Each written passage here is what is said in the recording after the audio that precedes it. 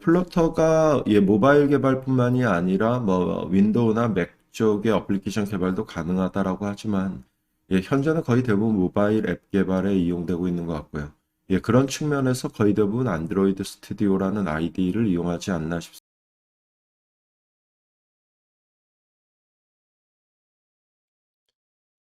플로터 개발 환경을 구축하기 위해서 가장 먼저 플로터 SDK를 다운로드 받도록 하겠습니다. 플로터 SDK는 flutter.dev 이 사이트에서 다운로드 받으실 수가 있겠고요. flutter.dev 사이트에 와보면은 우측 상단에 Get Started라는 버튼이 있어요. 그래서 이 버튼을 눌러줍니다. 이렇게 되면 각 플랫폼에서 활용할 수 있는 플로터 SDK를 다운로드 받으실 수가 있습니다. 이번 시간은 윈도우에서 플로터 개발 환경을 구축하는 거니까 저는 윈도우 버튼을 눌러보도록 하겠습니다. 여기에 보시면은 파란색 버튼이 있는데요. 다운로드 받는 현 시점의 최신 버전의 플러터 SDK를 다운로드 시키실 수가 있습니다. 그래서 이 버튼을 눌러서 플러터 SDK를 다운로드 받도록 하겠습니다. 다운로드 완료되기까지 약간의 시간이 걸렸는데요. 어쨌든 다운로드 받은 파일을 보면 플러터 SDK는 압축 파일로 제공이 되고 있습니다. 그래서 압축 해제를 진행해 주면 될 것 같고요. 압축 해제하도록 하겠습니다. 압축 해제가 완료가 됐는데요. 플러터 SDK는 압축 해제가 곧 설치라고 보시면 되겠습니다. 그래서 어느 폴더에다 압축 해제를 하든 그거는 뭐 개발자 마음일 것 같아요. 저는 깔끔하게 하기 위해서 압축 해제한 플러터 SDK를 C 루트에다가 C 루트에다가 복사해서 사용하는 걸로 하도록 할 거예요. 그래서 이쪽에 플로터 SDK가 설치되어 있다라는 가정이겠죠. 어느 폴더에다 플로터 SDK를 압축 해제하든 그거는 여러분들 원하시는 대로 해주시면 될 것 같습니다. 자, 그런데 플로터 SDK가 여기에 설치되어 있어요. 안으로 들어가 보면 여기에 보시면 빈이라는 폴더가 있고요.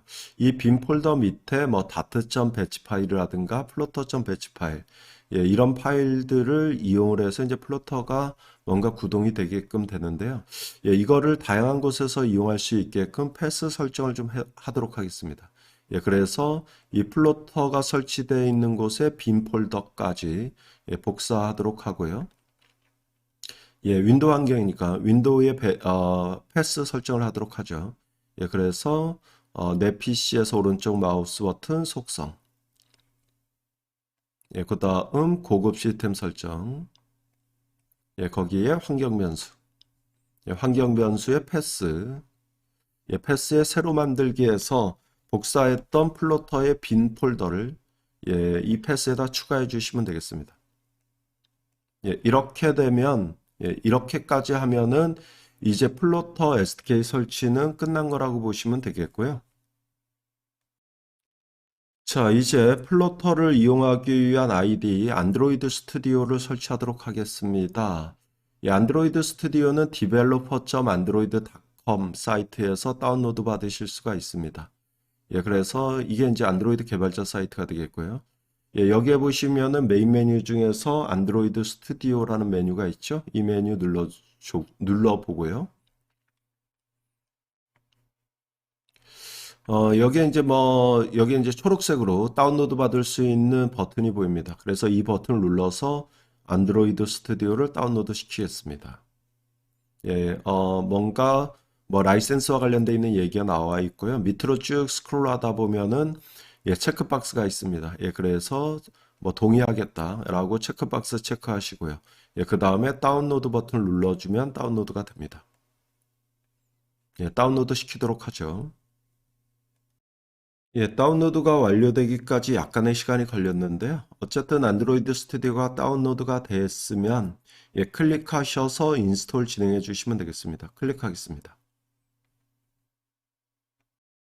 자, 안드로이드 스튜디오 인스톨러가 떴는데요. 안드로이드 스튜디오 인스톨은 그닥 어려운 점은 없습니다. 그냥 기본 사항 유지해서 넥스트 넥스트 하면서 설치해 주시면 되겠습니다. 그래서 웰컴 화면이 나왔고요. 넥스트.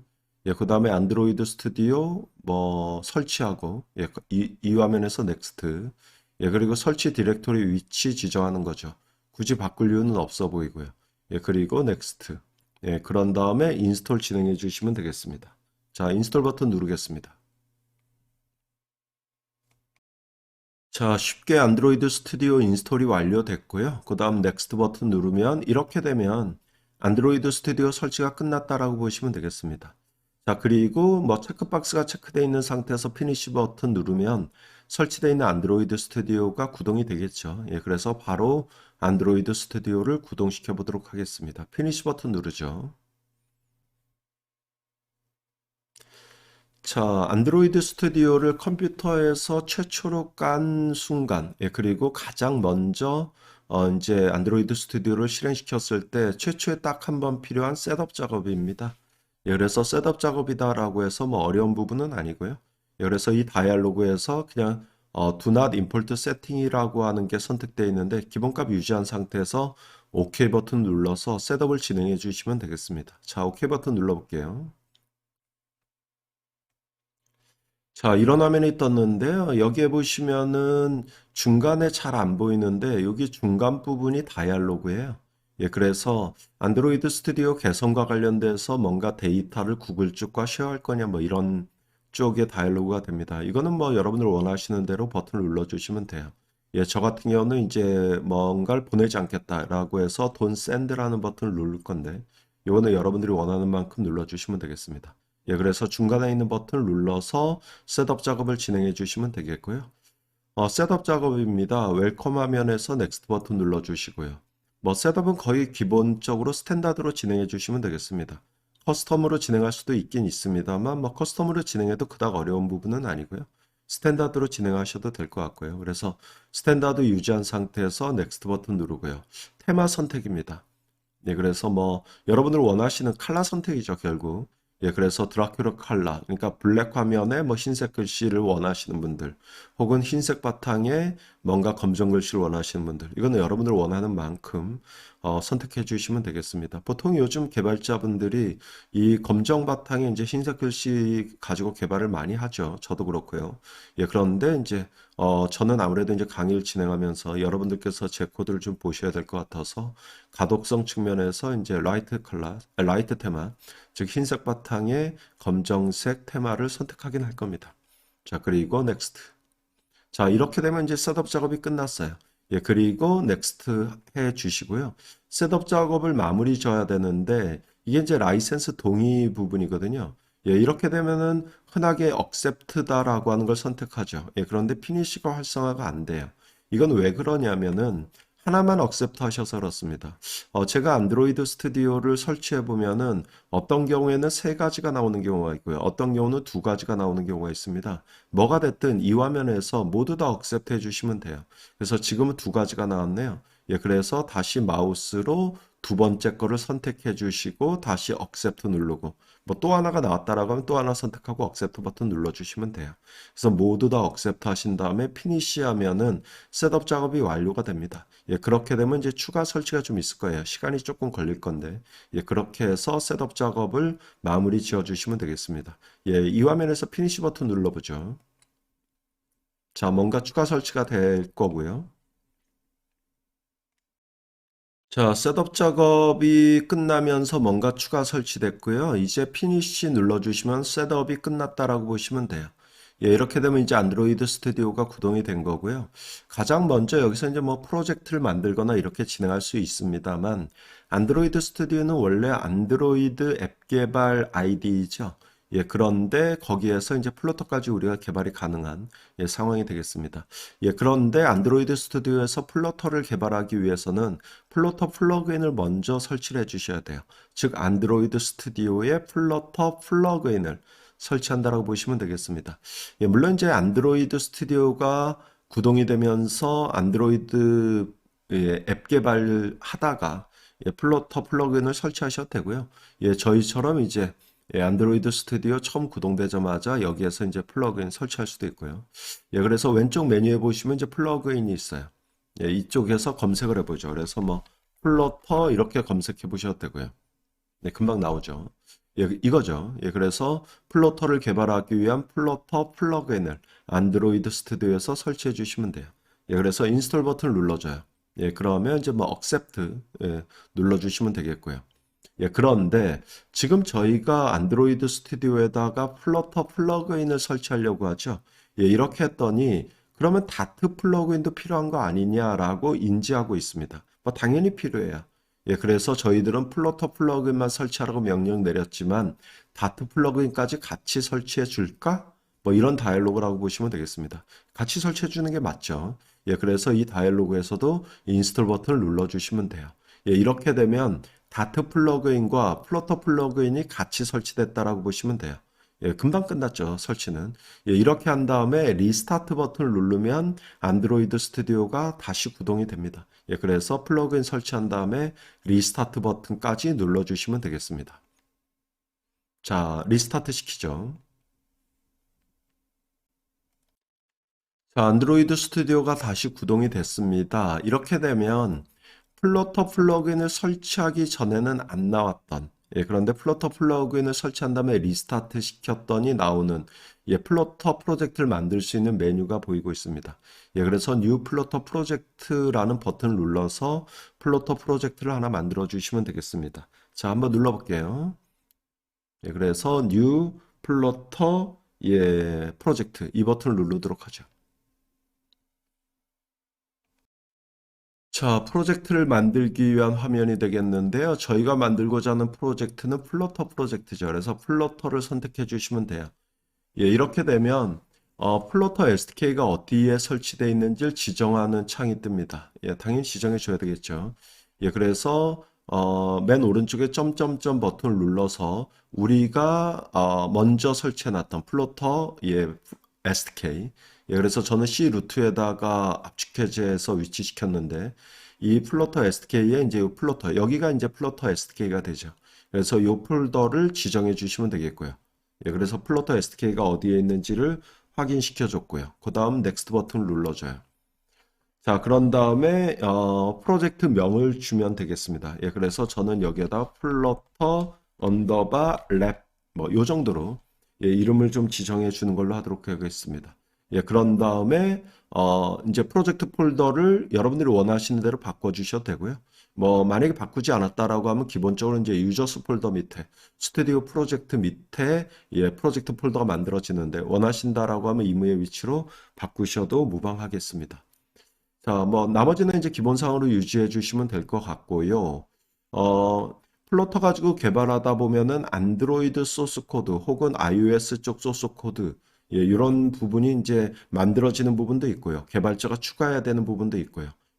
저희 책에 이제 후반부에 나오겠죠. 그런데 안드로이드는 코틀린이라는 언어로 만들어줄까? iOS는 스위프트라는 언어로 만들어줄까? 뭐 선택창이 지금 나오고 있습니다.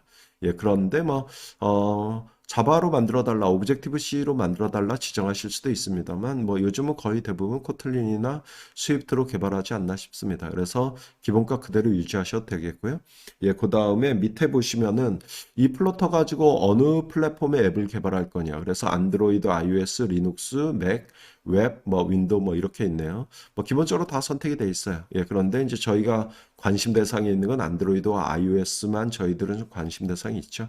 그래서 저 같은 경우에는 그냥 이런 식으로 안드로이드와 iOS 쪽만 만들겠다라고 선택상을 좀 바꿔 보겠습니다. 그런 다음에 크리에이트 버튼을 눌러서 프로젝트를 만들도록 하죠. 이런 상태에서 크리에이트 버튼을 눌러보도록 하겠습니다. 자, 프로젝트가 만들어지면서 그 프로젝트로 안드로이드 스튜디오가 지금 떴고요. 여기에 보시면 오른쪽에 뉴스가 나와 있는데 뉴스 창은 뭐 특별한 건 아니니까 닫아주시면 되겠고요. 그 다음에 테스트하기 위한 안드로이드 가상 AVD 설정을 좀 해보도록 하죠. 우측에 보시면은 디바이스 매니저가 있어요. 디바이스 매니저 이렇게 여실 수 있죠. 가상기기를 하나 만든다라고 보시면 되겠습니다. 그래서 디바이스 매니저의 크리에이트 디바이스 이 버튼 눌러주시면 되겠고요. 그 다음에 하드웨어 선택, 뭐 기기가 어떤 기기로 가정할 거냐. 기본적으로 픽셀 2가 선택되어 있습니다. 기본값 유지할 거고요. 그 다음 넥스트 눌러줘요. 여기에 안드로이드 몇 버전의 시스템이 들어가 있는 폰으로 가정할 거냐라는 건데요. 여기 탭이 레커멘디드가 있고 X86이 있는데 X86 쪽 눌러봐 주시면 되겠고요.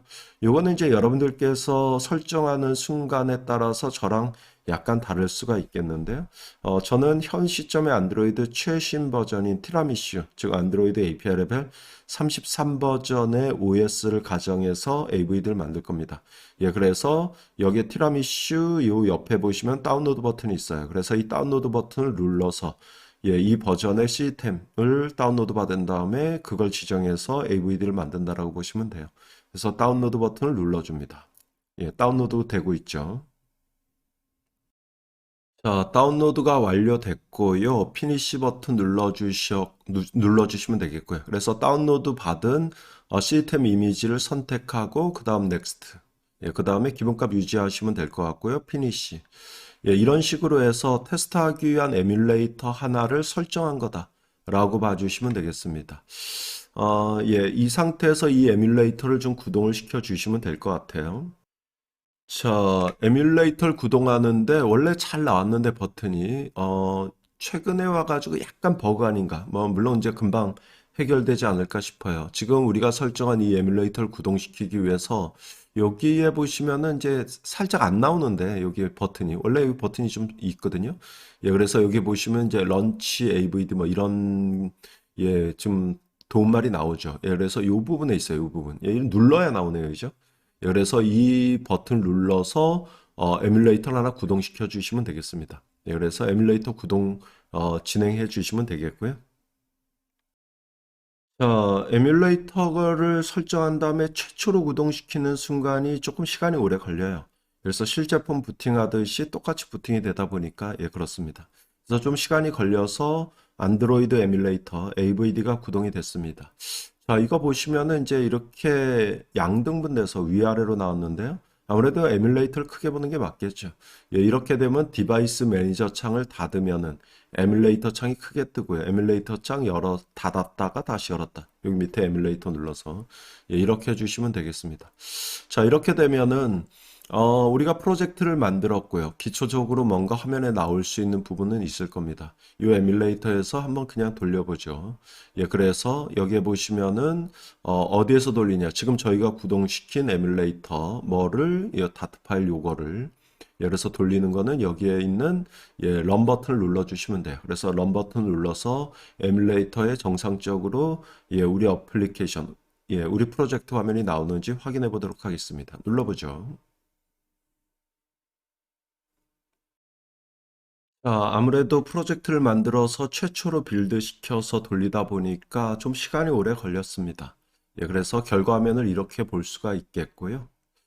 여기에 보시면은 이제 뭐 저희가 타이핑한 건 아니긴 하지만 이 소스 코드의 화면이 예, 결과 화면으로 우리가 뜬 거라고 보시면 되겠죠. 예, 그래서 밑으로 좀 내리다 보면 이런 문자들이 결국 화면에 나왔어요. 예, 그래서 이 문자들을 살짝 바꿔봐요. 예, 그래서 이거를 뭐 헬로우 월드 예, 이런 식으로 바꾼 다음에 지금 구동되어 있는 상태죠. 예, 그 상태에서 소스 코드를 수정한 다음에 바꾸고 예, 저장을 눌러줘요. 예, 제가 키보드에서 컨트롤 S 저장 버튼을 누른 거라고 보시면 됩니다. 예, 이렇게 되면 지금 핫 리로드에 의해서 예, 이렇게 한번 구동시켜 놓은 다음에 소스 수정하고 저장했을 때 바로 반영되는 거를 확인해 보실 수가 있겠습니다. 자, 이렇게 윈도우에서 플로터를 개발하기 위한 개발 환경 구축을 좀 진행해 봤습니다. 자, 이번 시간은 여기까지 진행하도록 할게요.